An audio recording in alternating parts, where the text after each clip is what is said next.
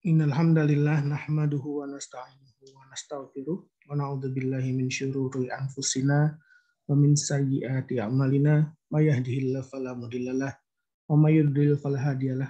Asyhadu an la ilaha illallah wahdahu la syarikalah wa asyhadu anna Muhammadan abduhu wa rasulullah nabiyya ba'da.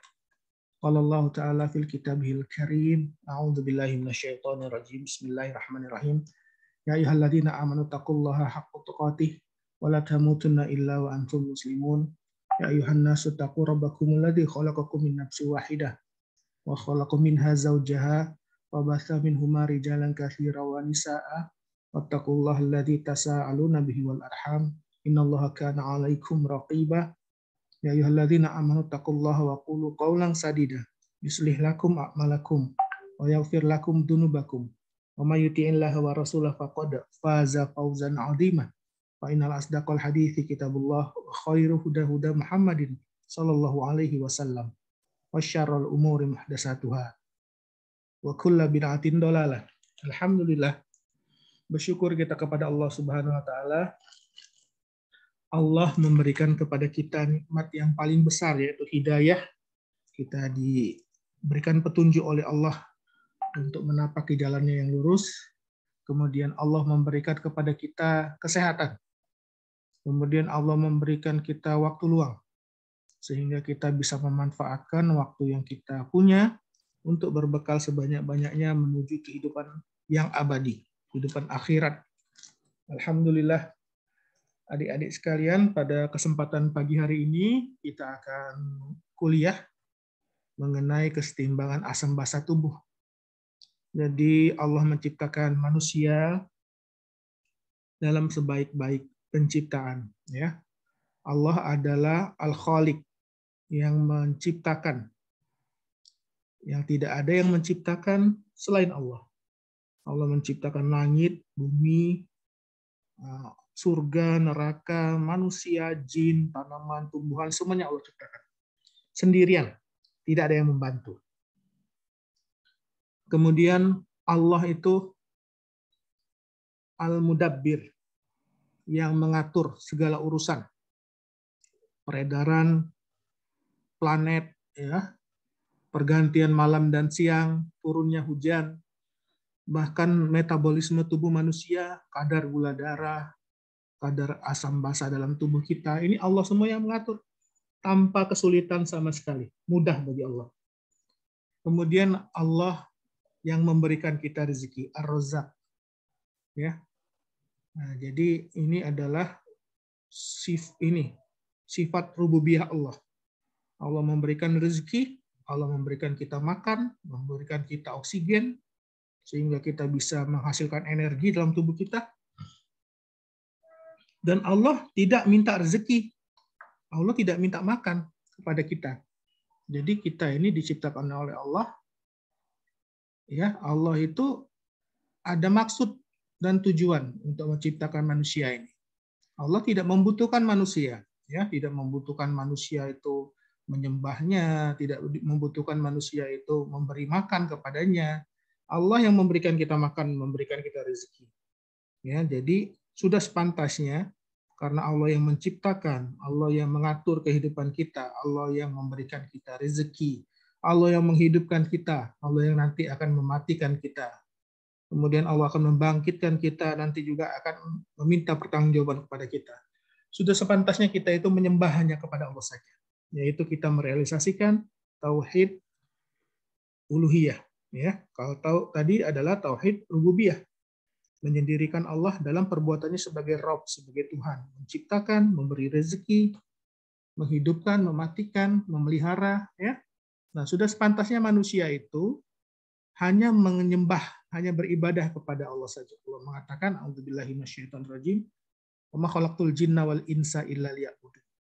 Dan tidaklah aku, kata Allah, menciptakan jin dan manusia kecuali hanya untuk beribadah kepadaku saja, yaitu mentauhidkan Allah, menyendirikan Allah dalam beribadah. Nah, apabila kita sudah merealisasikan tauhid uluhiyah ini, baru kita bisa disebut sebagai seorang muslim, ya. Nah, Allah memberikan kita rezeki kesehatan, ya, waktu luang ini harus kita jaga ini, Ya, karena Rasulullah mengatakan nikmatani maghbunun fihi makatsirun minan nas as-sihhatu wal faqr. Nikmat yang paling banyak diingkari, ya, atau nikmat yang paling banyak dilalaikan oleh manusia itu adalah nikmat sehat dan nikmat waktu luang. Sehat badan kita, ya, Allah menciptakan keseimbangan dalam tubuh kita makan, kemudian kita minum, kemudian kita mengeluarkan limbah kita. Ya, itu keseimbangan. Ada yang masuk, ada yang keluar. Begitu juga dengan asam dan basa tubuh kita. Ada asam yang masuk, juga ada asam yang keluar. Sehingga tubuh kita tetap terjaga tingkat keasamannya. Ya. Nah, jadi pH darah di dalam tubuh kita ini dipertahankan dalam jarak yang sangat sempit, range-nya, pH-nya itu. Ya. Nah, jadi jarak pH kita itu, tingkat keasaman di dalam darah kita itu dari 7,25 ya 7,35 sampai 7,45 ya. Jadi 7,35 sampai 7,45. Itu jaraknya sangat sempit, cuma 0,1 ya. Apabila terjadi perubahan kadar keasaman di dalam darah kita, ini akan sangat membahayakan tubuh kita ya. Nah, karena berubah saja sedikit, ya naik ke atas menjadi misalkan 7,50 atau 7,55, ya 7,50 atau 7,55, maka tubuh kita akan mengalami yang disebut dengan alkalosis, kelebihan basa di dalam tubuh.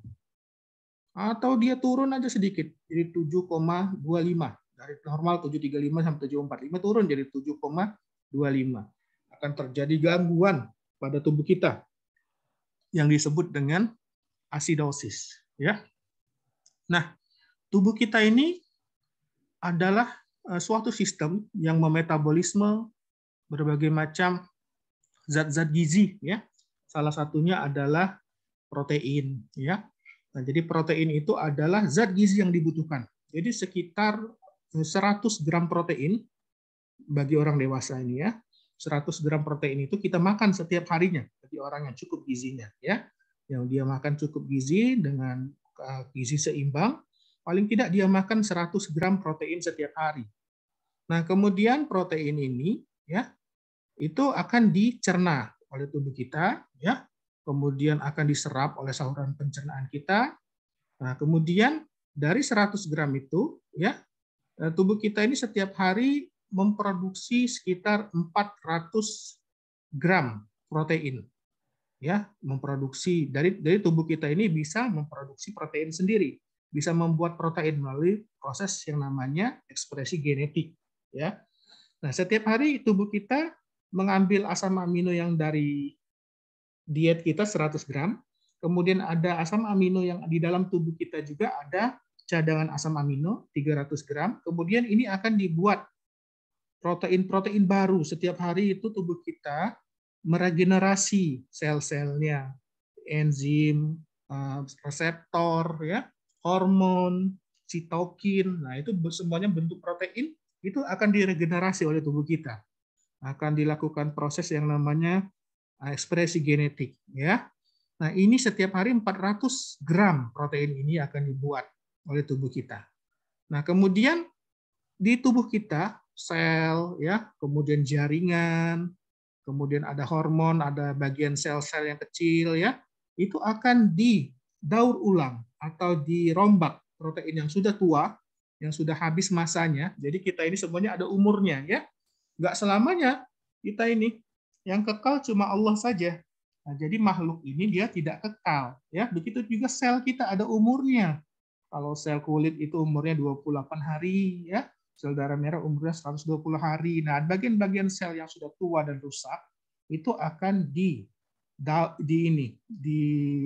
dirombak, ya, atau didigesti. Nah, jadi ya, yang kita makan itu 100 gram proteinnya, ya. Nah, dengan bantuan cadangan asam amino dan hasil rombakan protein yang masih bisa dipakai, 300 gram dibuat protein setiap hari untuk menjaga atau kita ini, ya, memaintain keadaan tubuh kita. Nah, kemudian dari tubuh kita ini ada juga protein yang sudah tua setiap harinya. Setiap hari 400 gram juga ini ya dirombak. Nah, kemudian dari 400 ini yang dirombak ini 300 digunakan kembali untuk membuat protein yang baru. Sedangkan 100 gram itu sudah tidak berguna, harus kita buang sebagai limbah. Ya. Nah, harus kita buang sebagai limbah. Nah, limbah protein ini kita buang di dalam bentuk sulfat ini ya, hidroklorat, fosfat ya. Nah, kemudian nitrogennya akan dibuang melalui bentuk amonia. Kemudian amonia ini di dalam hepar, amonianya akan dilakukan proses konjugasi sehingga dia akan larut ya menjadi urea. Urea itu akan dibuang melalui urin. Sekitar 16 gram dihasilkan dari 100 gram protein menghasilkan 16 gram nitrogen ya dalam bentuk urea. Nah, hasil-hasil metabolisme protein ini memproduksi asam kuat dalam tubuh kita. Contohnya ada sulfat ya. Jadi ada asam amino itu yang dia mengandung gugus sulfur ya. Kemudian ada mengandung hidroklorat, ada yang mengandung fosforat. Nah, ini bersifat asam kuat ya. Kalian tentu pernah mendengar ada asam kuat seperti HCl ya yang dihasilkan oleh lambung kita ya. Itu sangat asam, pH-nya bisa 1 kalau asam kuat itu ya. Kalau di atas 2 itu asam lemah namanya ya. Nah, jadi ada yang kuat, ada yang lemah ya. Begitu juga kalian ya, ada yang kuat, ada yang lemah ya. Nah, kemudian asam kuat ini disanggah oleh buffer penyangga basa kimia ya, misalkan bikarbonat. Nah, jadi bikarbonat ini adalah komponen penyangga yang berupa basa ya. Nah, bikarbonat ini dihasilkan dari ini pemecahan asam bikarbonat H2CO3 ya oleh bantuan enzim karbonik anhidrase. Nah, ini berada di cairan ekstraseluler. Nah, inilah bikarbonat inilah yang dia akan menyangga ya, jadi menetralkan asam-asam sulfat, hidroklorat, fosforat dan lain-lain ya. Nah, ini di dalam tubuh kita ya. Nah, kemudian ada 2 organ yang mempertahankan pH darah kita ini ya, yaitu yang berperan paling penting adalah paru dan juga ginjal. Nah, jadi paru ini dia bisa mengeluarkan zat yang namanya CO2 terjadi di alveolus ya, pergantian antara CO2 dilepaskan oleh hemoglobin, kemudian oksigen akan diikat oleh hemoglobin ya. Nah, CO2 ini adalah gas yang dia bersifat asam. Kelebihan CO2 di dalam tubuh itu dapat meningkatkan produksi ion H+, ya, ion hidrogen yang bersifat asam. Jadi CO2 ini adalah komponen gas yang bersifat asam di dalam tubuh kita. Ya, dia bisa dikeluarkan melalui paru, melalui proses ventilasi atau bernafas. Ya, bernafas itu mengeluarkan CO2. Jadi hemoglobinnya akan melepaskan CO2 dan hemoglobin itu akan mengikat oksigen. Nah, ini namanya sistem pernafasan ya. Dia akan melepaskan CO2. Sedangkan CO2 itu adalah komponen gas di dalam tubuh kita yang bersifat asam. Nah, sedangkan CO2 ini juga selain CO2 yang bersifat asam, itu ada ion H+, ya, ion hidrogen. Nah, ini sifatnya asam juga. Nah, dia sifatnya larut air. Dia sifatnya larut air sehingga bisa dikeluarkan melalui ginjal. Nah, jadi ada 2 organ yang penting di dalam menjaga pH darah tubuh kita yang normal. Tadi nilainya 7,35 sampai 7,45 ya. Nah, ingat aja itulah jam pertama kuliah lah, 735 sampai 745 itu. Biar kalian ingat, jangan lupa ya. Berapa pH darah? 7,35 sampai 7,45 ya. Nah, jadi sekitar kalian masuk kuliah jam pertama lah, ingat lah gitu ya. Nah, jadi 2 organ ini sangat penting ya. Paru-paru dia bisa melepaskan CO2 ya, sehingga zat CO2 itu kadarnya bisa ini diatur ya. Kalau dia diperlukan bisa ditahan, kalau dia berlebihan bisa dilepaskan dengan cepat ya.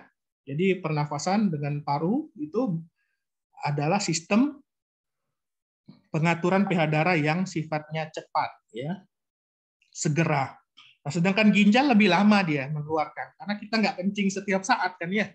Kencing itu sehari paling cuma normalnya 4-5 kali sehari, ya. 4-5 kali sehari, dan itu udah banyak itu kita kencing ya. Nah, jadi untuk mengeluarkan asam dari ginjal ini, mengeluarkan H+ ini tidak secepat pernafasan, ya. Jadi yang duluan akan merespon itu adalah paru-paru. Dia bisa mengantisipasi perubahan pH dengan cepat, itu paru-paru. Kemudian sistem ginjal mengikuti. Kalau paru-paru dalam jam itu bisa dia mengatasi gangguan ya pH darah. Nah, sedangkan ginjal dia waktunya lebih lama lagi, sehari atau 2 hari ya. Nah, kemudian ginjal ini dia menghilangkan keasaman ya dengan cara mengeluarkan ion hidrogen ya. Jadi di dalam sel ginjal itu akan dikeluarkan ion hidrogen ya. Kemudian dia akan dikeluarkan melalui urin ya. Nah, kemudian pada saat yang sama sistem di ginjal juga bisa dia mereabsorpsi bikarbonat ya. Jadi ginjal itu akan menyaring darah ya menjadi urin primer. Nah, kemudian di ginjal bisa mengeluarkan ion hidrogen yang banyak ya melalui proses yang namanya augmentasi ya bisa. Kemudian pada ginjal juga bisa melakukan reabsorpsi terhadap bikarbonat. Ya, kalau memang tubuh kita membutuhkan, bikarbonat itu bisa diserap lagi ya di ginjal ya.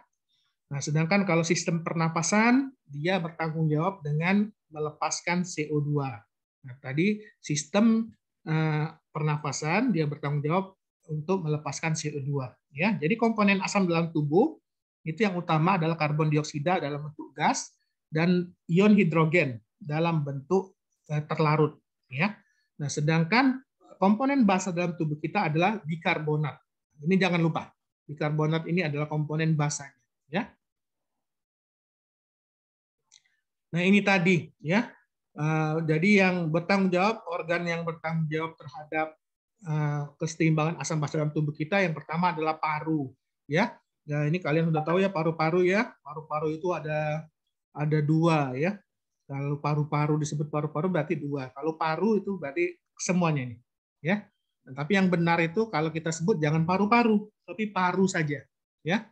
Nah, jadi kalau dokter spesialis paru, bukan dokter spesialis paru-paru ya. Jadi satu saja parunya, paru aja ya. Nah, di dalam organ paru ini ya, dia ada sistem ini saluran nafas, ada saluran nafas besar ini yang namanya trakea ya, kemudian bronkus bercabang ya, kiri dan kanan.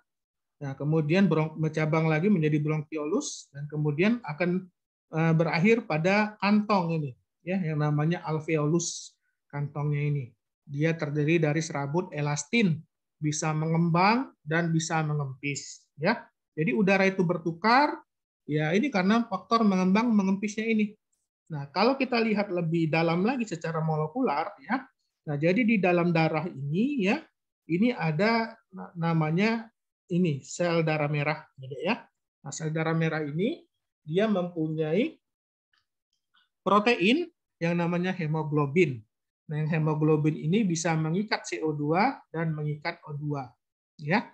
Nah, di dalam sel darah merah ini terdapat enzim yang namanya karbonic anhidrase atau enzim kalau bahasa Indonesianya anhidrase karbonat. Ya, bisa kita bahasa Inggris karbonic anhidrase atau bahasa Indonesianya anhidrase karbonat. Ya, dibalik ke bahasa Indonesianya. Nah, enzim ini dia mengubah ya HCO3- ya yang ada di dalam darah ya, kemudian ditambahkan oksigen, hidrogen, HCO3- ini bikarbonat. Nah, ini namanya bikarbonat tadi. Ya, bikarbonat ini nama rumusnya HCO3- ya. Kemudian ditambahkan ion hidrogen menjadi asam bikarbonat H2CO3 ya. Nah, kemudian H2CO3 ini bisa diubah lagi oleh enzim karbonik anhidrase ini dipecah menjadi CO2 plus H2O ya.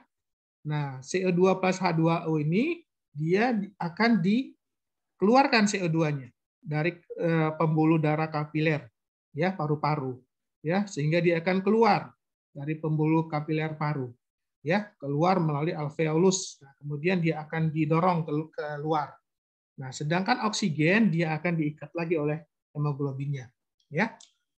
Nah, jadi hasil-hasil ini, ya, hasil-hasil metabolisme tubuh itu, ya, tidak semuanya dikeluarkan dalam bentuk CO2. Jadi sel itu bernafas, ya, di dalam proses metabolisme secara seluler. Waktu dia terjadi pada glikolisis, ya, pemecahan glukosa menjadi pirufat, atau waktu proses siklus Krebs, ya. Jadi pemecahan asetil-CoA menjadi pembawa elektron NADH dan FADH2 itu menghasilkan CO2 di dalam mitokondria sel. Nah, tetapi CO2 ini tidak boleh dalam kondisi berlebihan CO2 ini, ya, karena bentuknya gas. Nah, jadi tugas sel darah merah, ya, itu dia mengubah, ya, CO2 ini menjadi bikarbonat. Nah, sehingga dia dalam bentuk terlarut. Ya, kalau kita bayangkan hasil metabolisme sel-sel itu semuanya dalam bentuk CO2, mengembanglah tubuh manusia ini karena untuk gas dia perlu volume yang besar. Ya, makanya Allah ciptakan enzim karbonik anhidrase ini. Nah, jadi CO2 itu bisa diubah dalam bentuk asam bikarbonat dan kemudian dilarutkan dalam plasma dalam bentuk bikarbonat. Ya, jadi nggak semuanya dalam bentuk gas. Nah, cuma waktu mau dibuang saja, ya. Nah, dia dikeluarkan dalam bentuk gas, ya, waktu mau dibuang. Nah, sebagian kecil memang ada di dalam plasma kita CO2, tapi dikit sekali, ya. Dia lebih banyak diubah menjadi bikarbonat, ya. Nah, ini yang pengaturan asam basa oleh paru. Jadi bikarbonat yang ada di dalam plasma itu dia akan diubah oleh enzim karbonik anhidrase di dalam sel darah merah, kemudian menjadi asam bikarbonat, dan asam bikarbonat ini dipecah, ya, menjadi CO2 plus H2O. Nah, CO2-nya ini akan dibuang melalui ini, ya, proses pernafasan di alveolus. Itu pengaturan keasaman basa oleh paru. Nah, selanjutnya oleh ginjal, ya. Nah, hasil-hasil metabolisme dalam sel di tubuh kita ini semuanya dalam bentuk bikarbonat ini, ya. Nah, dalam bentuk bikarbonat ini. Nah, kemudian bikarbonat ini larut dalam plasma, ya. Nah, dan dia bisa direabsorpsi lagi, ya. Nah, kemudian ion H+ yang berlebihan di dalam tubuh kita itu bisa diekskresikan di tubulus kolektivus dan distal, ya. Jadi ion hidrogen yang berlebihan, ion hidrogen ini menyebabkan keasaman. Nah, ini sumber keasaman utama, ya. Kalau yang dia terlarut ini namanya ion H+. Sedangkan tadi yang volatil yang bertugas adalah CO2 yang sifat asam, ya. Nah, sedangkan bikarbonat ini adalah komponen basa di dalam darah kita, ya. Nah, bikarbonat ini bisa direabsorpsi di tubulus proksimal, ya, melalui proses yang namanya reabsorpsi, ya. Nah, sedangkan kelebihan ion H+ di dalam darah kita bisa diekspresikan melalui urin di tubulus kolektivus dan distal dalam proses augmentasi, ya. Nah, jadi ingat fase pembentukan urin itu ada filtrasi, ya, di kapsula Bowman, ya. Kemudian setelah difiltrasi urin itu akan terbentuk urin primer, ya. Nah, kemudian dia banyak masih mengandung bikarbonat, ya. Nah, kemudian bikarbonat itu akan dilakukan reabsorpsi di tubulus proksimal, ya. Tubulus proksimal ya akan dilakukan reabsorpsi. Nah, kemudian akan terbentuk urin sekunder, ya, kemudian ditambahkan lagi, ya, ditambahkan lagi ekskresi dari H+ dalam proses augmentasi atau pengentalan, ya. Jadi ini ditambahkan garam atau ditambahkan ion hidrogen, ya, yang berlebihan dalam tubuh kita, limbah-limbah yang tidak diperlukan dibuang, ya. Nah, jadi ginjal ini penting, ya. Jadi organ vital itu paru, ginjal ini karena penting sekali untuk menjaga pengaturan asam basa tubuh kita, ya. Nah, ini tadi. Jadi setiap sel di dalam tubuh kita ini, ya, dia mendapatkan rezekinya dari Allah, ya. Setiap sel dari tubuh kita ini mendapatkan glukosa, ya, kemudian protein, asam amino, ya, kemudian asam lemak dan ini gliserol dari plasma darah. Nah, kemudian di dalam sel ini akan terjadi metabolisme, ya. Dia akan terjadi proses glikolisis, glukosa akan dipecah menjadi pirufat di ini sitoplasma. Kemudian pirufat akan diubah menjadi asetil-CoA, asetil-CoA-nya akan dibawa masuk ke mitokondria. Nah, di mitokondria itu dia akan terjadi pemindahan elektron, ya, dipindahkan ke FADH dan NADH2, ya. NADH dan FADH2 kemudian akan dibawa ke rantai transfer elektron. Nah, proses itu disebut dengan siklus Krebs dan fosforilasi oksidatif, ya. Nah, siklus Krebs dan glikolisis ini menghasilkan CO2, ya. Nah, CO2 ini kemudian dibuang dari sel. Nah, tetapi tidak semuanya dibuang di dalam bentuk gas, ya, CO2 ini, ya, karena di permukaan sel juga, selain di sel darah merah, di permukaan sel darah putih, ya, kemudian sel-sel tubuh yang lain juga ada enzim anhidrase karbonat tadi. Nah, dia akan menangkap CO2 ini digabung dengan H2O, ya, sehingga dia menjadi asam bikarbonat, ya. Nah, kemudian asam bikarbonat ini akan dipecah lagi lebih lanjut oleh enzim karbonik anhidrase menjadi ion H+ dan bikarbonat. Nah, ya. Nah, jadi dia tidak semuanya dibuang dalam bentuk CO2 di dalam darah, ya, tapi sekitar 90% lebih dia harus harus dibentuk dalam bentuk terlarut. Nah, yang dia mengubah CO2 dari bentuk gas, ya, diubah menjadi asam bikarbonat dalam bentuk terlarut ini adalah tadi enzim karbonik anhidrase yang terdapat di membran sel, ya. Nah, karena kalau semuanya dibuang dalam bentuk CO2, jadi bisa jadi seperti tabung gas tubuh manusia itu. Kalau semua hasil metabolik dari sel-sel ini dibuang dalam bentuk gas, ya, akan mengembang lah, ya. Jadi seperti tabung gas itu. Nah, itu akan mengganggu, ya. Nah, makanya Allah mengatur dengan sedemikian rupa. Jadi Allah itu Al-Latif, ya, maha rinci, maha halus, ya. Pengaturannya sampai yang sekecil-kecil ini terjadi pengaturan dalam tubuh kita. Makanya, ya, kita harus beribadah hanya kepada Allah saja. Kita benar-benar takut kepada Allah, ya.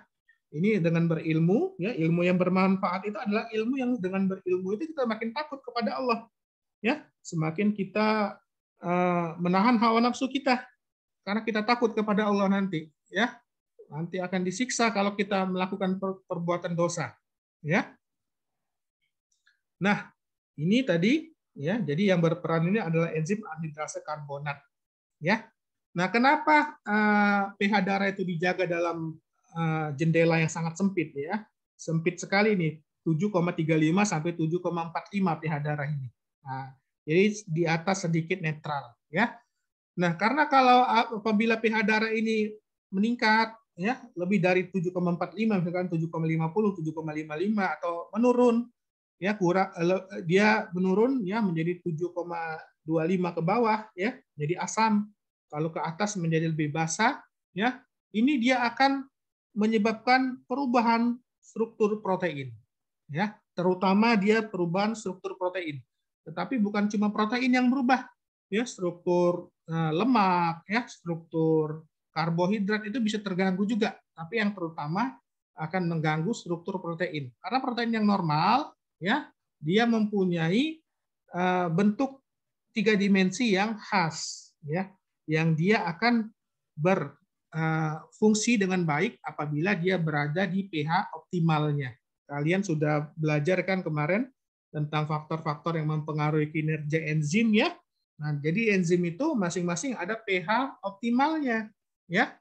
Nah, kalau enzim-enzim metabolisme dalam sel, kemudian enzim metabolisme yang ada dalam darah, ya, ini dia bekerja optimal pada pH yang sangat sempit ini. Nah, kalau dia pH-nya itu berkurang, ya, atau dia lebih dari kadar normal, ini akan menyebabkan terjadinya denaturasi protein, ya. Jadi protein itu akan kehilangan bentuk dan aktivitas biologisnya, ya. D itu artinya hilang, ya, degradasi, hilang, ya. D artinya naturasi itu bentuk alamiahnya, ya. Jadi kehilangan bentuk alamiahnya sehingga aktivitas biologinya dia sebagai enzim, sebagai reseptor atau sebagai channel ya di dalam sel-sel seluruh tubuh kita ini bisa berkurang atau rusak ininya fungsinya. Nah, sehingga dia akan mengganggu metabolisme tubuh secara menyeluruh ya. Nah, jadi perubahan pH walaupun sedikit, berubahnya cuma 0,1, jadi turun dari 7,25 misalkan, atau naik dari 7,55 pH darah itu, ini dapat merubah kestabilan protein. Ya, di tubuh kita ini protein memegang peranan besar sebagai reseptor, sebagai channel, ya, bagian dari membran sel, ya, kemudian enzim. Nah, kalau dia berubah, akan menyebabkan perubahan biokimia yang sangat luas sehingga akan mengganggu metabolisme tubuh. Jadi keadaan emergensi berbahaya kalau terjadi alkalosis atau asidosis. Ya. Nah, ini tadi ada sistem keseimbangan di mana komponen asam yang bersifat gas ini yang namanya CO2, gitu ya. Tadi ingat ya, komponen asam yang bersifat gas ini volatil bisa dikeluarkan melalui paru, ini CO2 namanya, ya. Nah, kemudian komponen asam yang lain yang terlarut ini adalah ion H+, ya. Nah, dia ini kan tadi kan reaksi ini seimbang, ya. CO2 ditambah H2O menjadi asam bikarbonat, ya. Kemudian asam bikarbonat ini juga bisa dijadikan dipecah lagi menjadi ion H+ dan bikarbonat. Nah, ini semuanya dijalankan oleh enzim yang namanya karbonic anhidrase. Ya. Nah, ini dia seimbang dia. Ya. Nah, jadi harus ini sama. Kalau produksi CO2-nya berlebih, akhirnya dia akan meningkatkan produksi H+. Ya. Atau dia kehilangan bikarbonat, ya, yang banyak, dia akan meningkatkan produksi CO2 juga, ya. Jadi dia merupakan keadaan keseimbangan kimia atau stoikiometri, ya. Nah, contohnya ini CO2-nya, ya. CO2 dalam tubuh kita diproduksi terlalu banyak, ya. Misalkan pada orang yang gagal nafas, ya, pada PPOK, gangguan paru obstruktif kronik, penyakit, ya, paru-parunya rusak sehingga dia pertukaran CO2-nya dengan oksigen terganggu. Akibatnya CO2-nya dia akan banyak dalam tubuhnya karena tidak bisa dikeluarkan, ya. Nah, kemudian CO2 ini nanti akan digabungkan dengan H2O, ya, menjadi asam bikarbonat. Nah, kemudian dia akan menyebabkan terjadinya peningkatan produksi H+ dan HCO3-. Ya, H+-nya makin banyak, ya, karena CO2-nya banyak, maka H+-nya juga akan menjadi banyak. Ini akan menyebabkan terjadinya penurunan pH darah, ya. Nah, jadi ini harus seimbang. Ya, jumlah itu harus diatur dengan seimbang, dikeluarkan dan diproduksi dengan seimbang, ya. Nah, contohnya ini tadi, ya, pada pasien yang dia mengalami gangguan fungsi paru seperti pada penyakit PPOK, ya. Jadi PPOK itu adalah penyakit paru obstruktif kronik, ya. Jadi penyakit paru yang disebabkan oleh rusaknya tadi alveolusnya rusak, tidak bisa mengembang dan mengempis karena digantikan jaringan ikat alveolusnya. Akibatnya CO2-nya itu tidak bisa dikeluarkan dalam tubuh, ya. Jadi peningkatan jumlah CO2 dalam darah kita meningkat. Nah, kemudian CO2 ini, ya, nah dia akan bereaksi dengan air dibantu oleh enzim karbonik anhidrase. Nah, akan menyebabkan terjadinya peningkatan produksi H+, ya. H+-nya dia akan semakin banyak, ya. Sedangkan kemampuan ginjal ya terbatas, ya, sehingga dia akan menyebabkan terjadinya penurunan pH, ya. Nah, kemudian tubuh kita mempunyai mekanisme kompensasi. Kalau pH-nya mulai turun, ya tadi 7,35 sampai 7,45, ya. Nah, pH-nya mulai turun, nah ini akan merangsang pusat nafas di medula oblongata, ya. Jadi pusat nafas kita itu ada di medula oblongata, ya. Ada pusat nafas dan pusat ini ya bisa mempercepat dan bisa memperlambat frekuensi nafas kita, ya. Ini namanya Pontine Respiratory Group, namanya PRG, ya. Pontine Respiratory Group. Nah, dia ada pusat untuk meningkatkan pernapasan dan akan ada juga pusat untuk menghentikan nafas, ya, bisa meningkatkan frekuensi nafas dan bisa juga menurunkan frekuensi nafas. Nah, ini ada di bagian pons, ya, pons di medula oblongata. Nah, apabila tadi pH darahnya mulai turun, ya, nah ini akan merangsang ini pusat pernapasan di pons tadi medula oblongata untuk dia meningkatkan, ya, kecepatan pernapasan, ya. Jadi dia akan mengirimkan sinyal kepada otot-otot pernapasan, ya, kemudian kepada paru-paru untuk meningkatkan ventilasinya, ya. Nah, sehingga CO2 itu akan lebih banyak dikeluarkan, ya, akan lebih banyak diganti karena pertukarannya menjadi lebih cepat, ya. Nah, jadi dia akan menyebabkan peningkatan frekuensi napas. Jadi napas normal itu sekitar 20 sampai 16 sampai 20 kali per menit. Nah, pada keadaan asidosis, ya, kelebihan asam dalam tubuh kita, maka tubuh kita akan mengkompensasinya. Dia akan meningkatkan frekuensi napas. Napasnya menjadi lebih cepat, bisa 24 kali, 26 kali sampai 30 kali lebih bisa juga, ya. Sehingga pertukaran CO2 itu akan lebih cepat. Nah, sehingga kadar CO2 ini yang meningkat ini akan dikurangi, ya. Nah, ini mekanisme kompensasi dari tubuh kita, ya.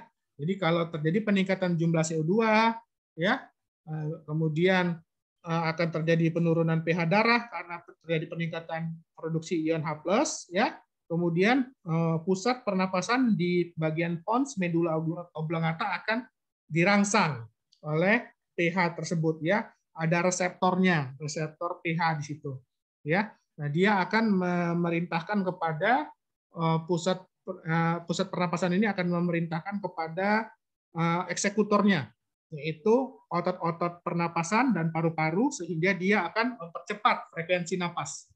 Jadi frekuensi napas itu dipercepat, ya, menjadi lebih dari 20 kali per menit, seperti itu, ya. Oke.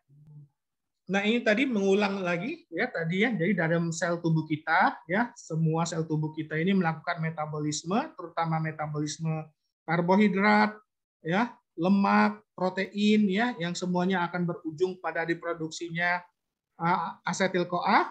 Nah, ya, asetil-CoA itu akan masuk ke dalam mitokondria, kemudian dilakukan proses yang namanya siklus Krebs atau siklus asam sitrat menghasilkan CO2. Nah, CO2 ini tidak bisa disimpan dalam bentuk gas, ya.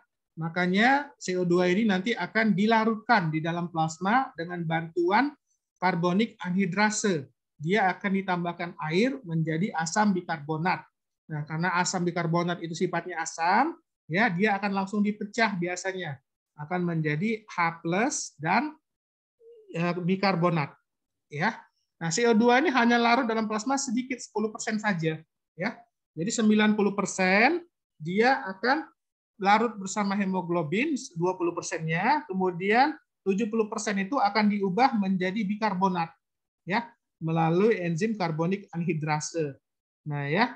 Nah, ini misalkan pada sel darah merah, ya.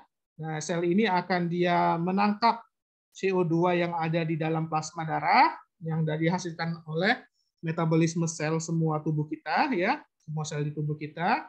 CO2 ini akan digabungkan dengan air, kemudian menjadi asam bikarbonat, dan kemudian asam bikarbonat dipecah lagi menjadi ion H+ dan bikarbonat. Nah, kemudian bikarbonatnya ini akan dilepaskan, ya, ke plasma lagi, jadi dalam bentuk terlarut bikarbonat, ya. Nah, begitu juga kalau biasa sampai ke paru-paru, ya, bikarbonat dari plasma ini, ya, bisa juga langsung diambil lagi, kemudian dijadikan asam bikarbonat dan dilepas dalam bentuk CO2, ya. Jadi cuma 10% saja CO2 itu dia dalam bentuk gas, ya. Selebihnya itu dia larut bersama hemoglobin, ya, diikat oleh hemoglobin, CO2-nya itu, ya, diikat dengan hemoglobin sekitar 20%, ya. Kemudian sebagian besar 70% itu dilarutkan di dalam plasma, ya. Nah, ini harus seimbang, gitu, ya. pH darah itu 7,35 sampai 7,45 di sini. Nah, ini dipengaruhi oleh kadar HCO3- ya, bikarbonat yang terlarut di dalam plasma ini adalah mili ekuivalen per liter ya. Nah, kemudian kadar asam bikarbonat juga ya. Nah, jadi kadarnya itu harus seimbang. HCO3-nya 24 mili ekuivalen per liter, kemudian H2CO3-nya ya atau asam bikarbonatnya 1,2 mili ekuivalen per liter. Nah, rasionya adalah bikarbonat ya dibanding asam bikarbonat itu adalah 20 dibanding 1 ya, sehingga didapatkan perhitungannya pH sama dengan 6,1 ditambah log 10 rasio dari HCO3 min bikarbonat dibanding dengan asam bikarbonat ya. Jadi 6,1 pH-nya ditambah log ini ya 20 banding 1 dapatnya pH darah 7,4. Ini harus seimbang. Nah, bagaimana kalau HCO3-nya meningkat menjadi 3 misalkan? Ya, ini akan menyebabkan terjadinya perubahan. pH-nya dia akan berkurang. Ya.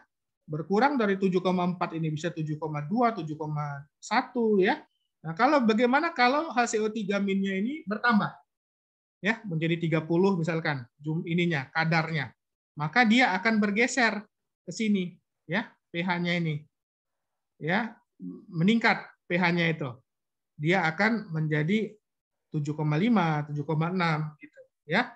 Nah, jadi pH darah ini diatur keseimbangannya oleh rasio HCO3- dan H2CO3.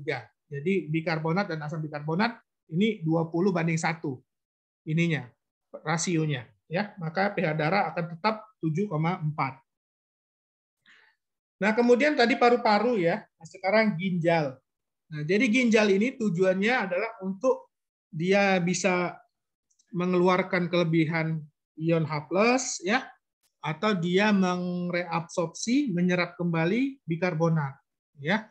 Nah, kalau penyerapan bikarbonat itu terjadi pada tubulus proksimal ya. Nah, sedangkan pengeluaran ion H+ itu terjadi pada tubulus distal dan kolektivus ya. Nah, jadi di dalam tubulus ginjal ini kapiler darah, ini sel tubulus ginjal ya, ini adalah reaksi reabsorpsi namanya ya. Reaksi reabsorpsi. Nah, di mana pada urin yang sudah dibuang ya, urin sekunder ya, itu ya urin primer ya, yang belum fix urinnya, belum benar-benar jadi.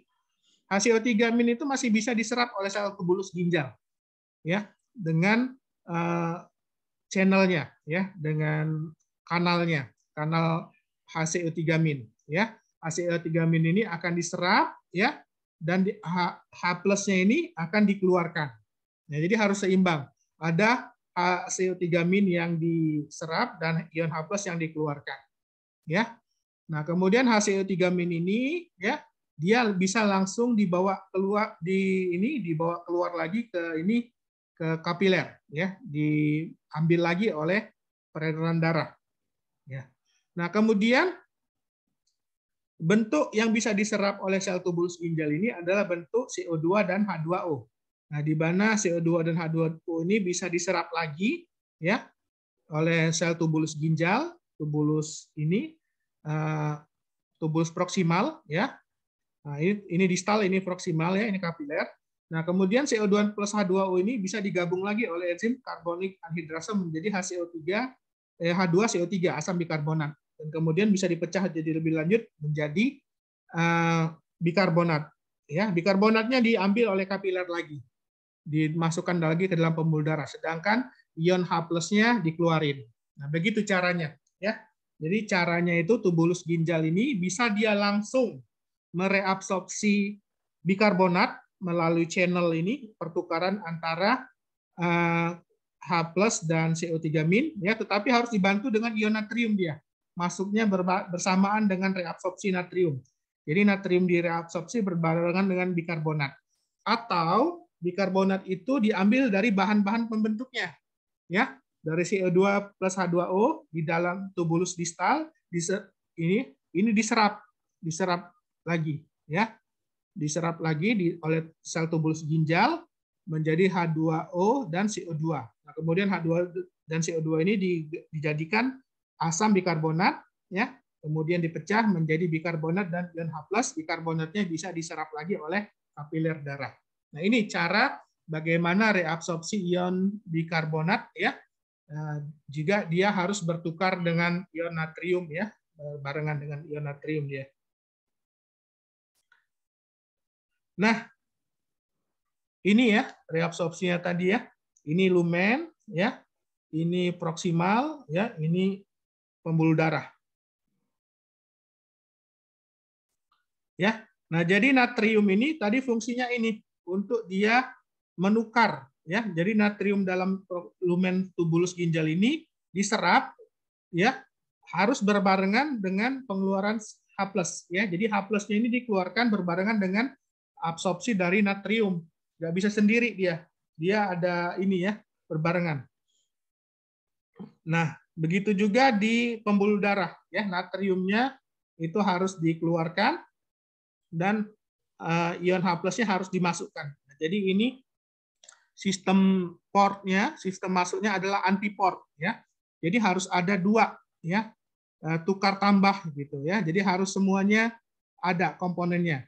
Kalau dia mau mengeluarkan ion H+ harus ada ion natrium yang masuk ya. Jadi antiport, nggak bisa dia keluar sendiri tanpa bertukar dengan natrium dia ya. Nah, ini. Nah, di lumen tubulus ginjal ada enzim karbonik anhidrase ya. Dia bisa merangkaikan H+ dengan bikarbon menjadi asam bikarbonat ya, kemudian dipecah lagi menjadi H2O dan CO2.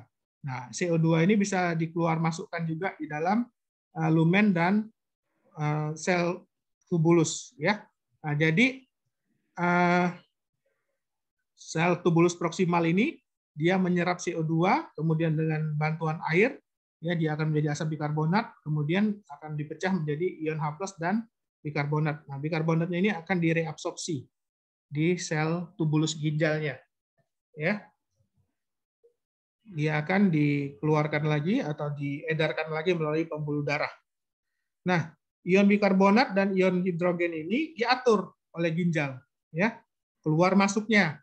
Nah, kalau H+-nya diatur pengeluarannya, bikarbonat ini diatur dia reabsorpsinya, ya. Nah, ini pembentukan urin, ya. Jadi dari bagian korteks ini darah disaring, ya.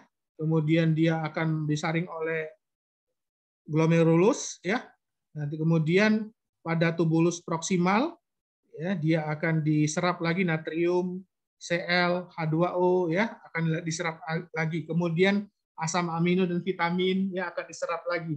Sedangkan urea ini amonia, ion H+ ya, ini yang bersifat asam ini akan ditambahkan di dalam urin ya.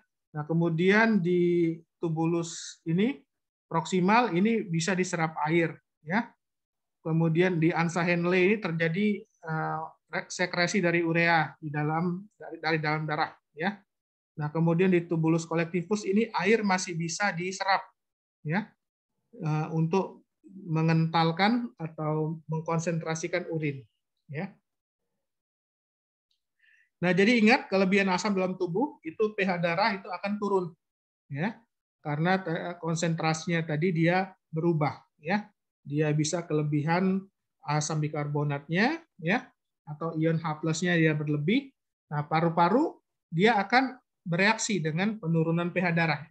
Ya, tadi paru-paru ini dia diatur oleh pusat pernapasan di pons ya, di batang otak ya. Apabila terjadi penurunan pH darah, pusat pernapasan di batang otak itu akan memerintahkan paru-paru untuk meningkatkan pelepasan CO2.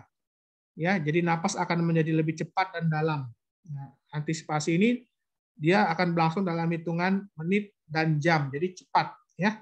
Nah, sedangkan ginjal, kalau dia kelebihan asam dalam tubuh, dia akan mengekskresikan H+ dan akan meningkatkan kembali penyerapan bikarbonat. Tetapi dia lebih lama, ya, karena responnya lebih lambat, hitungan hari. Ya, karena produksi urin kan cuma 1 ml per kilogram berat badan per jam, ya sedikit. Sedangkan untuk dilepaskan CO2 melalui paru itu lebih banyak volumenya, lebih cepat. Ya. Nah, parameter untuk menilai keasaman keseimbangan asam basa di darah itu adalah pH yang pertama 7,35 sampai 7,45 nilai normalnya. Jadi kita ngambil darahnya ini diperiksa dari darah arteri, ya, bukan diambil dari darah vena, ya. Jadi yang ngambil ini dari darah arteri. Ya, pengambilannya khusus ya dari arteri jugularis bisa ya. Arteri yang di leher itu ngambilnya dari situ untuk memeriksa kadar pH darah. Kemudian tekanan CO2 di dalam darah nilainya 35 sampai 45. Ya, ingat aja ujungnya ini. Ya. Jadi ini perlu diingat ini ya. Jadi kalau pH normal 7,35 sampai 7,45. Satuannya pH, ya, potensial hidrogen. Jangan lupa. Kalau tekanan CO2 ambil ujungnya saja 35 sampai 45 miligram air raksa. Ya, milimeter air raksa, milimeter Ag. Ya, tekanan CO2. Ya, jadi 35 sampai 45. Jangan lupa ini, ya. Ini akan berguna waktu kalian jadi dokter ya, ada pemeriksaan referensi nilai keseimbangan asam basa. Jangan lupa, harus ingat ya. Kemudian HCO3 bikarbonat ini 21 sampai 27 milimol per liter ya. Nah, kelebihan defisitnya itu asam basa itu 0 plus minus 2,5 milimol. Jadi kalau dia lebih dari 2,5 milimol ini berarti sudah tidak bisa ditoleransi ya, tidak menimbulkan gejala. Nah, gangguan asam basa ini ada yang ngechat. Oke. Gangguan asam basa ini ada dua tipe ya, ada asidosis di mana pH darah itu turun. Jadi di bawah 7,35. Dan ada yang namanya alkalosis atau pH darahnya lebih daripada normal, ya, basa, yaitu di atas 7,45. Nah, gangguan utamanya bisa disebabkan oleh gangguan respiratorik, metabolik, campuran atau gabungan, ya. Kalau gangguan respiratorik ini gangguannya bersumber dari sistem pernapasan. Ada gangguan pada sistem pernapasan maupun pusat nafasnya. Nah, kalau metabolik ini gangguan di dalam sistem metabolisme tubuh atau di ginjal, ya. Nah, kompensasi kalau dibagi menjadi kompensasi ada kompensasi, subkompensasi dan non kompensasi. Kompensasi ini artinya masih bisa ditanggulangi oleh tubuh kita, ya. Jadi dia terjadi gangguan, tapi gangguannya bisa ditanggulangi dengan adanya gejala, ya, misalkan peningkatan pernapasan, gitu ya. Nah, tapi ada juga yang subkompensasi dan non kompensasi yang sudah tidak bisa ditanggulangi lagi oleh tubuh kita. Nah, dikatakan asidosis metabolik, dia kalau kadar H plusnya itu dalam darah meningkat, sedangkan pH darahnya menurun, ya. Nah, gangguan utamanya adalah penurunan bikarbonat, ya. Jadi bikarbonatnya ini di dalam kadarnya tadi, ya. Ingat kadarnya tadi adalah 20 ini ya, 24 mili ekuivalen per liter. Nah, kalau terjadi penurunan kadar bikarbonat, nah ini akan menyebabkan asidosis metabolik, ya. Jadi kurang dari 24 ya, 24 mili ekuivalen per liter. Nah, kompensasinya adalah akan menurunkan tekanan CO2. Tubuh kita akan bernafas lebih cepat ya, sehingga tekanan CO2-nya akan diturunkan.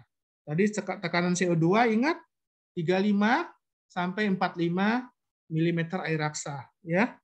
Nah, kemudian alkalosis metabolik ini adalah ion H+-nya dia berkurang, menyebabkan pH darahnya itu meningkat.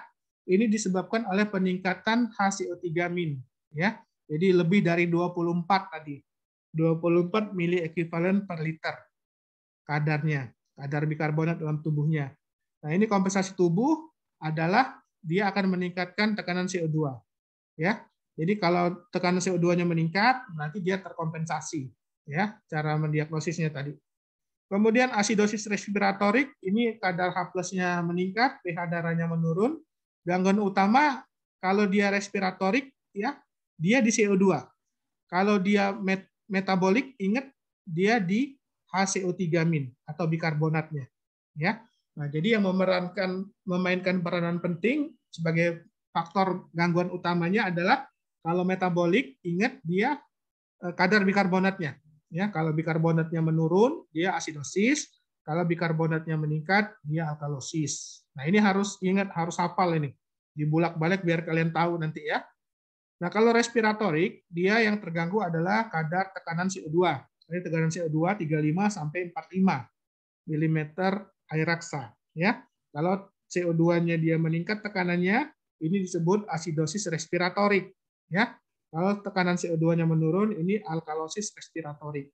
Nah, kompensasinya kebalikannya. Ya, kalau PCO2-nya dia meningkat, ya asidosis respiratorik, HCO3- ya kadarnya akan meningkat. Ya. Nah, kemudian kalau PCO2-nya menurun, ya, maka kompensasi dalam tubuh kita dia akan menurunkan kadar HCO3- atau bikarbonatnya. Nah, ini harus dihafal ya. Nah, sekarang kita akan bahas gangguan yang namanya asidosis respiratorik ya. Jadi alkalosis respiratorik. Jadi alkalosis ini pH darahnya meningkat di atas 7,45, respiratorik ini penyebabnya. Penyebabnya berarti kadar CO2-nya. CO2-nya meningkat ya. Jadi definisinya adalah alkalosis respiratorik adalah pH darah lebih dari 7,45 dengan PCO2 maaf ya, CO2-nya menurun ya. Ingat, CO2 ini sifatnya asam ya. Saya koreksi. Jadi alkalosis respiratorik ini, alkalosis berarti pH darahnya meningkat lebih dari 7,45, respiratorik itu berarti penyebabnya, berarti CO2-nya. Kalau di alkalosis berarti CO2-nya menurun ya, karena CO2-nya adalah sifatnya asam. Ya, ini yang perlu diingat. Jadi pH darah lebih dari 7,45 dengan PCO2 kurang dari 35 mm Hg. Jadi dari pemeriksaan kita tahu ini alkalosis respiratorik yang namanya, diagnosisnya ya. Nah, ini penyebabnya penguapan CO2 itu lebih besar daripada produksi oleh jaringan. Ya, jadi CO2-nya itu lebih banyak dikeluarkan daripada produksinya di jaringan. Ya. Nah, ini ada yang sifatnya akut ya. Kalau akut dia PCO2-nya dia menurun ya, HCO ini kadar bikarbonat normal atau turun dan pH-nya meningkat ya. Nah, kalau dia sudah kronis, HCO3 kadar HCO3-nya itu dia menurun. Ya, kemudian pH-nya meningkat atau normal. Ya. Nah, CO2 ini bisa terjadi penguapan yang berlebihan apabila terjadi hiperventilasi. Ya, contohnya orang yang sedang ketakutan, ya, histeria, ya. Nah, dia nafasnya cepat, bernapasnya dia cepat, ya. Atau saat orang demam, dia nafasnya lebih cepat, nah, sehingga CO2 itu banyak dikeluarkan daripada produksinya di jaringan, akan menyebabkan penurunan kadar CO2. Nah, sehingga akan terjadi alkalosis respiratorik, ya. Nah, ini. Jadi semua kondisi yang menyebabkan hiperventilasi yaitu bernapas dengan cepat ya, bernapas lebih dari 24 kali per menit, ini dapat menimbulkan alkalosis respiratorik, jadi penurunan kadar CO2 dalam darah.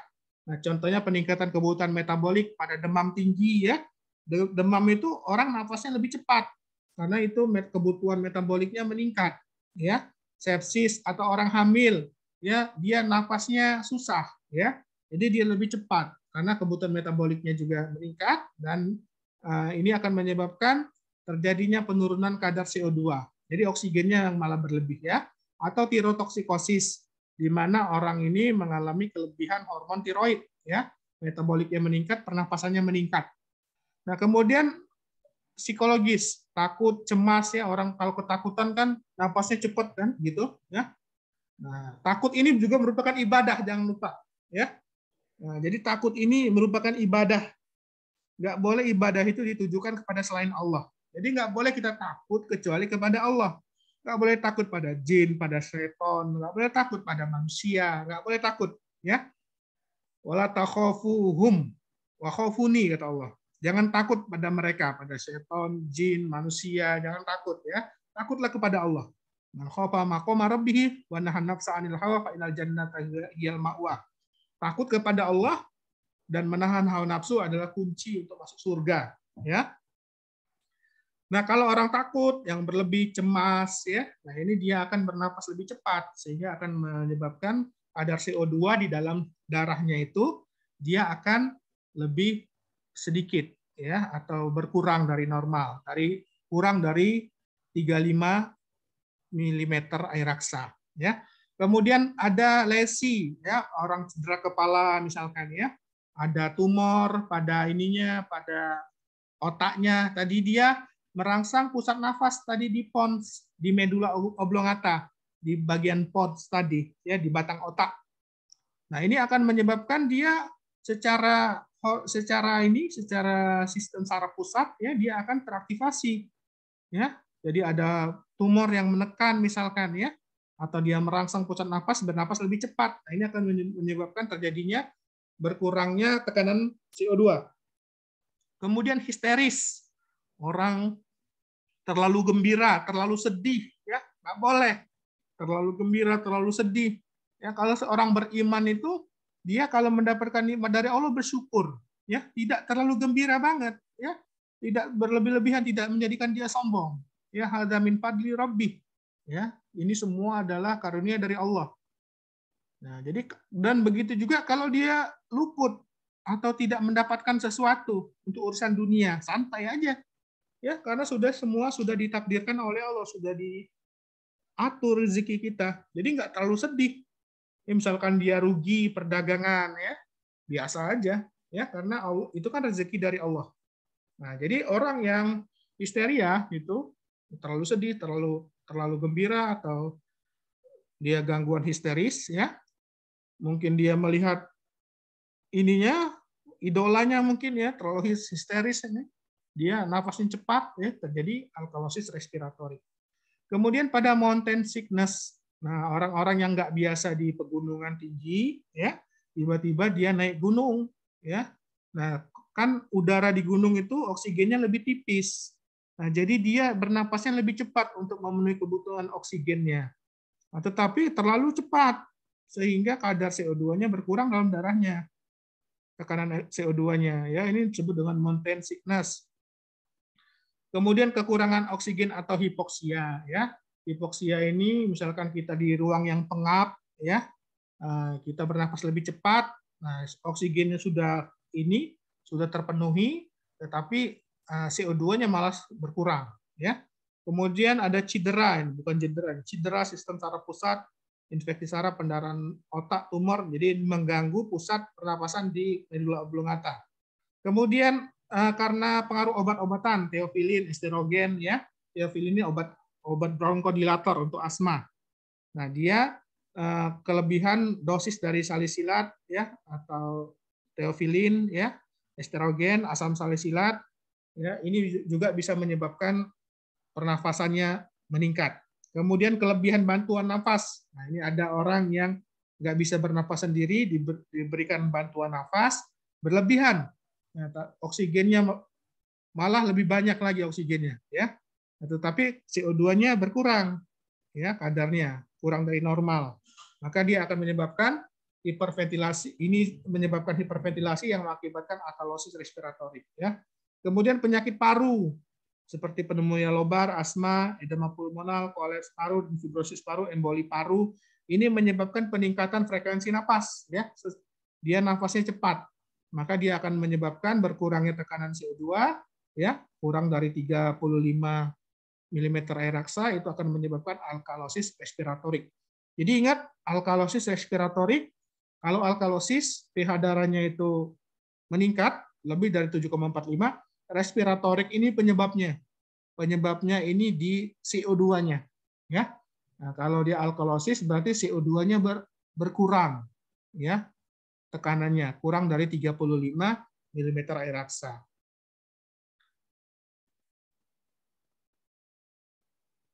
Nah, mekanisme kompensasinya adalah ginjal akan menurunkan pembentukan kembali bikarbonat. Nah, jadi tubuh kita akan merespon ya dengan kondisi alkalosis respiratorik. Jadi ginjal itu karena dia sudah alkalosis, pH darahnya sudah meningkat, maka ginjal akan menurunkan pembentukan kembali bikarbonat. Jadi absorpsi air dan CO2-nya, absorpsi CO2 nah, itu akan akan diturunkan ya. Nah, jadi dia akan menurunkan pembentukan kembali bikarbonat karena darahnya sudah kelebihan basa, ya. Nah, penurunan jumlah bikarbonat yang ini ginjal yang dilakukan oleh ginjal ini, ya, absorpsinya menurun, ini akan mengkoreksi pH. Jadi pH-nya akan kembali lagi ke normal, ya. Nah, kemudian kalau asidosis respiratorik, asidosis tadi pH-nya itu kurang dari 7,35, respiratorik ini berarti penyebabnya adalah CO2, ya. Kalau dia menurun pH-nya berarti CO2-nya ini berkurang, ya. Maaf, CO2-nya berlebih, ya. Nah, kalau asidosis respiratorik, karena CO2 itu adalah komponen gas yang bersifat asam, ya. Jadi kalau asidosis respiratorik ini penurunan pH darah disebabkan oleh kadar CO2-nya yang melebihi batas normal, ya. Nah, karena CO2 ini bersifat asam. Tadi kadar CO2 itu 35 sampai 45 mm air raksa, ya. Nah, pada asidosis respiratorik pH darahnya kurang dari 7,35 dengan tekanan CO2 lebih dari 45 mm air raksa. Nah, ini penyebabnya adalah akumulasi CO2. Nah, jadi berbeda dengan alkalosis tadi, CO2-nya banyak dikeluarkan, ya, sehingga CO2 tekanan dalam tubuh kita menurun. Nah, kalau asidosis respiratorik, penyebabnya adalah CO2-nya menumpuk di dalam tubuh kita, tidak bisa dikeluarkan, yang akan menyebabkan penurunan pH darah. Jadi setiap kondisi yang menyebabkan hipoventilasi, yaitu penurunan frekuensi napas, ini dapat menyebabkan asidosis respiratorik. Jadi kalau pada alkalosis tadi dia nafasnya meningkat, ya, penyebabnya adalah frekuensi napasnya menurun, ya. Nah, contohnya depresi pusat pernapasan. Jadi pada cedera kepala, orang terbentur kepalanya, ya. Nah, ini bisa menyebabkan gangguan pada pusat pernapasan tadi di pons, di medula oblongata tadi, ya, di bagian pons. Nah, kemudian infeksi seperti meningitis, ya, infeksi pada otak. Kemudian proses stroke, ya. Kalau stroke ini terjadi penyumbatan atau pecahnya pembuluh darah di otak, mengakibatkan pusat pernapasan ini berkurang asupan oksigen atau darahnya berkurang. Kemudian tumor otak, ya, bisa menekan pusat nafas sehingga nafasnya melambat. Kemudian peningkatan tekanan intrakranial dan obat-obatan yang mempengaruhi kesadaran seperti narkotik, penenang, sedatif, barbiturat, dan anestesi ini dapat mendepresi pusat pernapasan yang menyebabkan orang itu bernapasnya lebih lambat, ya. Waktu orang dioperasi itu dikasih sedatif, ya, dikasih anestesi, jadi nafasnya diatur, ya, pusat-pusat pernapasannya lumpuh sementara, ya. Kemudian penyakit neuromuskular. Nah, kalau ini di pusat pernapasannya ini terjadi gangguan pada otot-otot pernapasan, ya, misalkan cedera spinal. Jadi otot-otot pernapasan itu dipersarapi oleh ini, ya, saraf-saraf yang keluar dari spinal setinggi pernapasan itu cervical 3 kalau nggak salah, ya, cervical 2, cervical 3. Jadi kalau cedera leher, ya, dia ada jejas, ada memar di atas klavikula, ya, dia jatuh, ya. Nah, ini hati-hati dengan cedera spinal. Nah, karena cedera spinal ini bisa melumpuhkan otot-otot pernapasan, terutama cederanya setinggi C2, C1, ya. Nah, cervical 1, cervical 2 ini bisa melumpuhkan otot pernapasan. Makanya waktu orang cedera kepala itu harus diperhatikan, jangan sampai kita melakukan pergerakan pada lehernya. Lehernya harus dilakukan ini, ya, fiksasi. Kemudian obat-obat penghambat neuromuskular, ya. Kemudian poliomielitis. Poliomielitis ini peradangan pada neuromuskular. Kemudian sindrom Guillain-Barré, ya. Guillain-Barré ini adalah sindrom yang menyebabkan gangguan pergerakan otot, ya, pada neuromuscular junction-nya. Kemudian distrofi otot dan hipokalemia. Hipokalemia ini menyebabkan otot-otot itu dia melemah, ya. Nah, kemudian kelainan dinding dada, misalkan nyeri dada, ada orang yang cedera dadanya, ya. Kemudian ada patah pada rusuknya, itu menyebabkan dia nahan nafasnya. Kalau dia bernapas dia nyeri, ya. Makanya dia menahan nafasnya. Nah, itu akan menyebabkan penumpukan CO2 di dalam tubuhnya, ya. Sehingga kadar CO2-nya meningkat lebih dari 45 mm air raksa. Nah, kemudian cedera dinding dada, deformitas, distensi abdomen, ya. Orang yang abdomennya itu kembung, ya, misalkan ada tumor di abdomennya menekan dadanya, jadi dia susah bernapas. Misalkan pada kehamilan besar juga bisa, ya. Kemudian pneumotoraks dan hidrotoraks, ini gangguan pada dinding dada. Kemudian penyakit paru, atelektasis, pneumonia, bronkitis, asma, edema paru, emfisema, PPOK, dan emboli paru, ya. Ini menyebabkan CO2 itu terperangkap di dalam tubuh kita, tidak bisa dikeluarkan. Nah, sehingga CO2-nya itu akan meningkat kadarnya, menyebabkan penurunan pH darah yang disebut dengan asidosis respiratori. Ya. Nah, kompensasinya tubuh kita akan melakukan peningkatan reabsorpsi ion bikarbonat, ya, untuk menetralkan asamnya tadi, CO2-nya banyak dalam tubuh, maka ginjal akan meningkatkan reabsorpsi ion bikarbonat, ya, sehingga pH-nya itu bisa dinetralkan oleh bikarbonat. Nah, jadi kalau yang tadi asidosis respiratori, penurunan pH darah karena sebab kelebihan CO2 di dalam tubuh kita, lebih dari 45 mm air raksa, ya. Ingat itu, ya. Nah, kemudian alkalosis metabolik. Alkalosis ini berarti pH darah lebih dari 7,45. Metabolik ini sebabnya adalah bikarbonat, ya.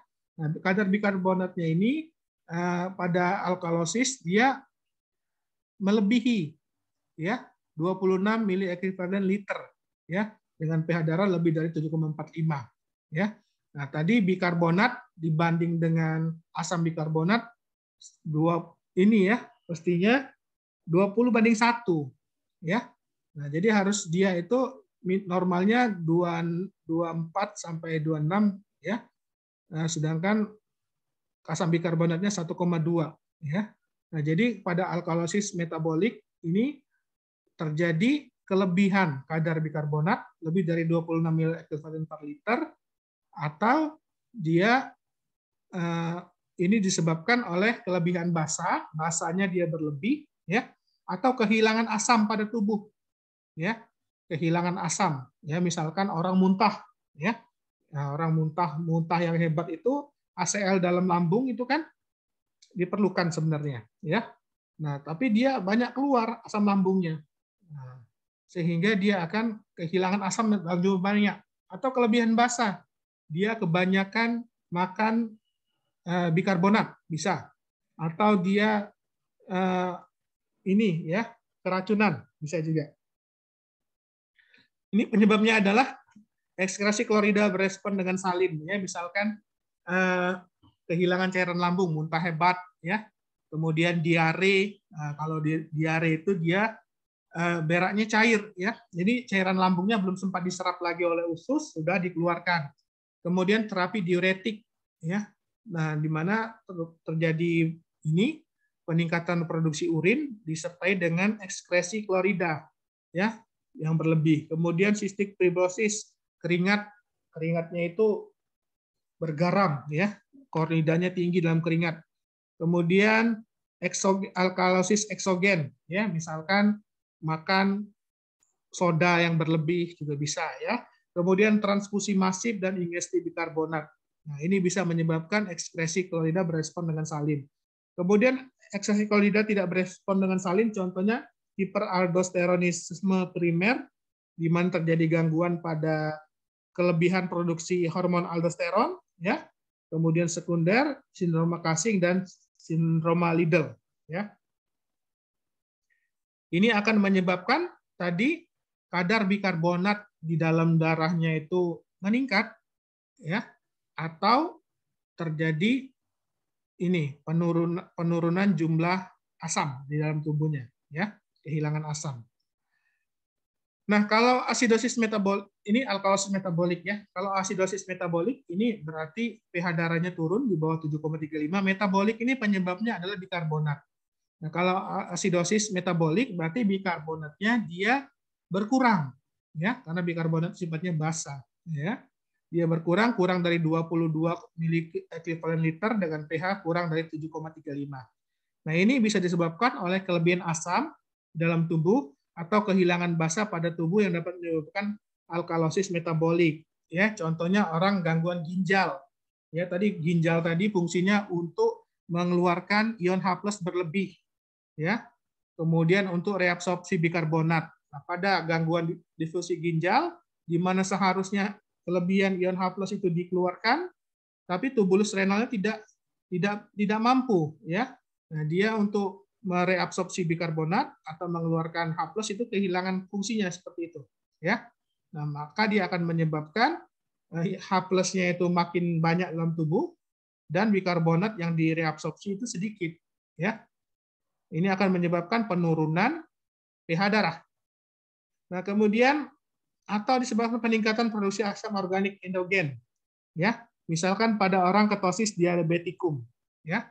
Jadi pada ketosis diabetikum ini, pada orang diabetes, gulanya itu tidak masuk ke dalam sel otot rangka karena ada gangguan pada insulin, ya, atau reseptor insulinnya. Nah, sehingga menyebabkan sel itu dia banyak melakukan metabolisme asam lemak dalam bentuk beta oksidasi asam lemak, ya. Nah, beta oksidasi asam lemak ini menghasilkan asetil-CoA yang banyak sekali. Asetil-CoA dihasilkan, ya. Jadi asil-CoA itu kalau dipotong-potong di beta oksidasi asam lemak menghasilkan 8 asetil-CoA. Banyak sekali. Nah, asetil-CoA yang berlebihan itu akan diubah menjadi benda keton, aseton dan asetoasetat.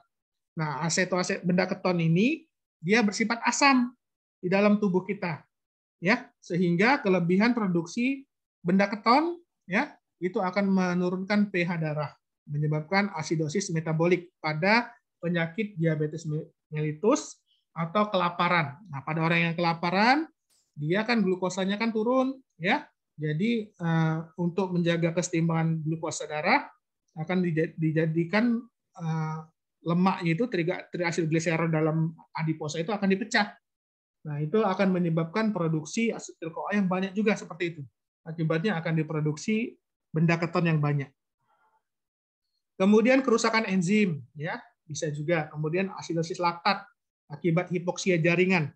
Nah, kalau asidosis laktat ini terjadi karena terjadi hipoksia, jaringan itu kekurangan oksigen. Sedangkan oksigen ini dibutuhkan untuk menghasilkan ATP, ya. Dengan adanya oksigen, 1 molekul glukosa menghasilkan 38 ATP. Nah, tetapi kondisi oksigennya ini berkurang sehingga tubuh itu melakukan glikolisis anaerob saja, ya. Glukosa dipecah menjadi pirufat. Nah, pirufat ini akan diubah menjadi laktat. Nah, laktat itu adalah bersifat asam. Ya, jadi keadaan hipoksia, kekurangan oksigen juga bisa meningkatkan produksi laktat, ya, menyebabkan asidosis. Kemudian keracunan salisilat, ya. Ada yang mau meracuni dirinya atau meracuni orang lain, ya. Salisilat, ya. Amonium klorida, metanol, etanol, etilen glikol, ini bisa menyebabkan peningkatan produksi asam, ya, atau penurunan konsentrasi dari ini bikarbonat. Kemudian kehilangan bikarbonat dari saluran cerna, misalkan diare, ya. Nah, diare ini kan ada jenis-jenisnya dia, ya. Tadi diare ini bisa menyebabkan kehilangan asam yang banyak, ya, apabila disertai muntah. Nah, kalau dia diare saja, ya, tanpa muntah, nah ini kehilangan bikarbonat saja, ya, nggak kehilangan asam dia.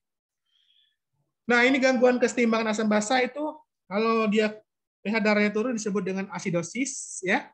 Asidosis itu ada 2, respiratorik. Nah, ini berhubungan dengan kadar CO2, di mana CO2-nya itu menumpuk dalam tubuh, ya. Sedangkan metabolik ini saya kecilin sengaja, ya. Berarti kadar HCO3-nya ini berkurang, ya. Kadar bikarbonatnya berkurang, ya. Maksudnya kecil ini, ya. Nah, sedangkan alkalosis respiratorik karena peningkatan ventilasi yang menyebabkan CO2-nya berkurang tekanannya dalam tubuh.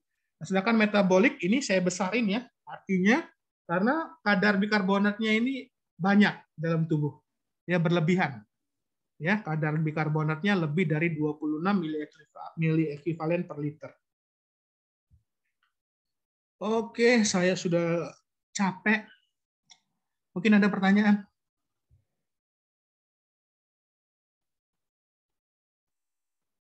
Silakan. Any question? Hal indakum soal? Boleh pakai bahasa Arab, bahasa Inggris? Ada pertanyaan nggak? Ini ngerti atau bingung? Oh iya, Soraya. Tafadhol. Baik dokter, perkenalkan nama saya Soraya Farati, NPM 21180111081. Saya izin bertanya, tadi kan di yang alkalosis respiratorik itu penyebabnya ada yang kekurangan oksigen, hipoksia, terus yang di asidosis metabolik itu ada juga gitu dok. Jadi sebenarnya kalau kekurangan oksigen itu bikin alkalosis atau asidosis gitu ya dok? Ya, kalau alkalosis respiratorik ya, ini dia disebabkan oleh ini ya, namanya kelebihan CO2 di dalam darahnya ya, lebih dari 35 mm air raksa. Nah, ini disebabkan oleh yang namanya hiperventilasi. Jadi kalau hiperventilasi ini merupakan asal muasal terjadinya alkalosis respiratorik. Ya. Begitu Soraya ya. Ada hiperventilasi, pernafasannya lebih cepat daripada 26 kali per menit. Nah, hiperventilasi ini bisa disebabkan pada kondisi orang kurang oksigen. Misalkan di pegunungan, ya. Kondisi oksigennya itu kan kurang, ya. Tipis oksigen di pegunungan itu. Jadi memaksa orang yang berada di pegunungan yang dia nggak biasa di pegunungan bernafas lebih cepat. Ya, seperti sesak nafas dia di pegunungan. Nah, karena dia bernapas lebih cepat itu, ya, kebutuhan oksigennya bisa jadi sudah tercukupi. Nah, tetapi efek sampingnya adalah kadar CO2-nya berkurang di dalam darahnya. Sehingga dia akan menyebabkan penurunan kadar atau volume tekanan dari CO2 ya yang akan menurun kurang dari 35 mm air raksa. Begitu, Soraya. Baik dokter, berarti kalau yang alkalosis itu frekuensi pernafasannya Ya, meningkat. karena hiperventilasi, masalahnya di kadar CO2-nya. Kalau respiratorik itu kuncinya ya. Kalau respiratorik itu berarti di kadar CO2-nya. Kalau alkalosis ya berarti dia CO2-nya berkurang karena CO2 sifatnya asam. Ya, kalau asidosis respiratorik berarti CO2-nya banyak, lebih dari 45 mm air raksa. Ya. Nah, kalau metabolik itu gangguannya ada pada kadar bikarbonatnya. Ya. Nah, bikarbonat itu sifatnya basa, ya. Kalau alkalosis metabolik berarti bikarbonatnya banyak. Ya. Lebih dari 26, ya. Nah, tapi kalau asidosis metabolik berarti karena bikarbonatnya berkurang, kurang dari 22 mili ekuivalen per liter. Begitu Soraya. Baik dokter, terima kasih banyak. Oke, Cahaya? Iya, izinnya dok. Saya ingin bertanya di bagian ekskresi bikarbonat mal ginjal dok. Tadi di situ bukan di sel darah dia mengubah asam bikarbonat menjadi karbonat. Di situ ada klor yang keluar. Pertukaran darah. Ini. Bukan yang di ginjal dok, yang di darah. Oh, darah. Ya. Ini. Ya ini ya. Ya. Ini kan? Itu ion klorinnya dari ya. Ya. Bukannya itu dok, lagi. Sebelumnya lagi. Slide sebelumnya lagi. Ini. Tadi yang sel darahnya cuma 1. Belum, Dok. Ini, Terus lagi. ini. Lagi. Ah, ya, yang itu. Ini kan? Itu ion klorinnya keluar dari mana? Iya, ini tadi dia ada ini ya, ada shuttle-nya ya di ion klorinnya itu dia keluar bersama ini ya pompa ini. Jadi pompa ini sifatnya anti Oh, port. dia pompa air. Nah, pompa anti port ini dia kalau mengeluarkan klorin atau memasukkan klorin harus barengan dengan HCO3 min di dalam di membran sel darah ini. Nah, ini sifatnya anti port. Jadi tanpa ada pasangan nggak bisa jalan pompanya atau channelnya itu, gerbangnya itu, ya gerbang keluar masuk dari metabolit itu ada yang sifatnya uniport, ya dia masuk aja seperti CO2 uniport misalkan ya.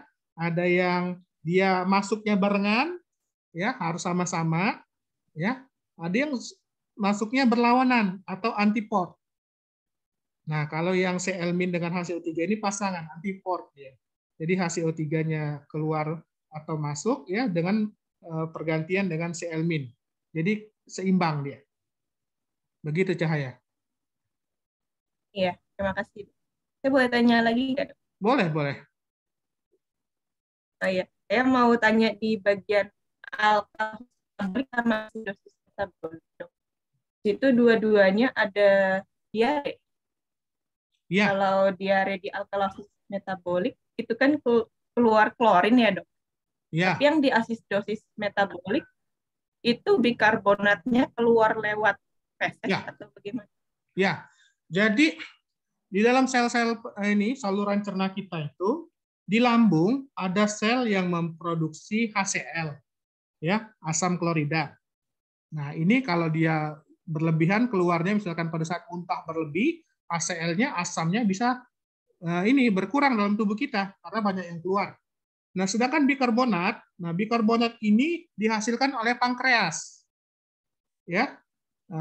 Jadi pankreas dan juga dihasilkan oleh ini ya pankreatic juice dan juga oleh sel-sel di usus halus. Nah, tujuannya adalah untuk menetralkan asam lambung. Jadi pH di dalam lambung itu cuma 1, pH-nya 1. Nah, kemudian di usus halus pH-nya akan naik menjadi 6 sampai 7. Ya, agar enzim-enzim pencernaan di usus halus dia bisa bekerja.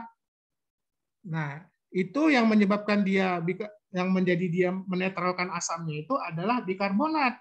Nah, bikarbonat itu disekresikan dari pankreatic juice, jadi cairan di dalam pankreas, dan juga di usus-usus juga menghasilkan bikarbonat. Nah, pada keadaan diare, ya, bikarbonat itu yang mestinya dia diserap lagi oleh usus, itu bisa dikeluarkan secara berlebihan. Ya, makanya bisa terjadi kelainan bikarbonat, ya. Kalau bikarbonatnya terlalu banyak yang dibuang, ya akan menyebabkan asidosis. Kalau asamnya yang terlalu banyak dibuang, maka itu akan menyebabkan asidosis metabolik. Begitu. Cahya. Baik, jelas sekali, Dok. Terima kasih. Oke. Siapa lagi yang mau tanya? Dila? Izin bertanya, Dokter. Tadi kan Ya. ada beberapa kondisi yang dia bisa menyebabkan hiperventilasi maupun hipoventilasi. Iya. Nah, saya tanya, Dok, untuk lama waktunya sampai dia bisa memberikan efek ke kondisi bahaya yaitu alkalosis sama asidosis itu berapa lama ya, Dok? Apakah berlangsung cepat atau lambat atau berbeda tergantung dari penyebabnya apa gitu, Dok? Misalnya kayak ada orang yang asmanya kambuh sampai dia bisa hiperventilasi. Kira-kira lama waktu sampai itu bisa menyebabkan kondisi alkalosis itu berapa lama ya, Dok? Ya, dalam waktu 1 jam. 1-2 jam, cepat. Ya, jadi kalau gangguan pernafasan itu berlangsung terus dalam 1-2 jam tidak diatasi, itu dapat menyebabkan gangguan kadar dari CO2-nya. Bisa menyebabkan gangguan berupa asidosis respiratorik. Ya. Nah, tapi kalau gangguan ginjal itu kan agak lebih lama, dia dalam hitungan hari. Ya, jadi dia mengalami gagal ginjal. Orang gagal ginjal itu dia dalam seminggu itu 2 kali cuci darah. Ya, karena dia kalau nggak cuci darah, pH darahnya bisa turun. Karena dia bikarbonatnya banyak, ya. Ya, bisa juga ini asam, terjadi kelebihan asam dalam darahnya, maka dia harus dilakukan cuci darah. Ya, jadi bersyukur kita kepada Allah dikasih ginjal yang sehat. Ya. Jangan mau ginjalnya ditukar sama iPhone. Ya. Nah, jadi kita bersyukur kepada Allah. Ya. Kita diberikan kesehatan, waktu yang luang manfaatkan, mumpung masih muda, ya.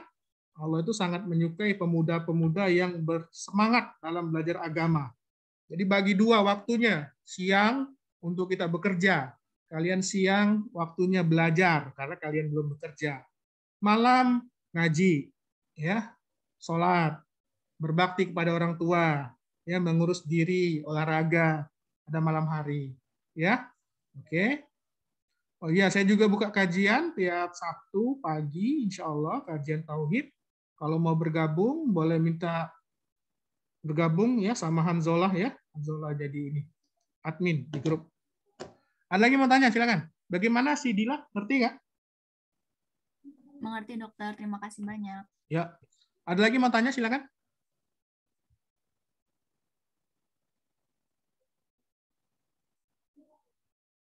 Oke, kalau tidak ada sudah cukup jelas semua. Nanti slide-nya saya bagikan, ya. Kemudian insya Allah juga nanti akan saya upload di YouTube, bisa kalian ulang, ya. Kalau waktunya luang diulang. Jangan biarkan hari itu berlalu tanpa ada kemajuan yang kalian ini ya, yang kalian capai. Ya, jadi kalian harus grow up, growing ya, bertumbuh, berkembang setiap hari menambah ilmu, ya. Oke. Saya tutup sampai di sini. Subhanakallahumma wabihamdika asyhadu an la ilaha illa anta astaghfiruka wa atubu ilaik. Assalamualaikum warahmatullahi wabarakatuh.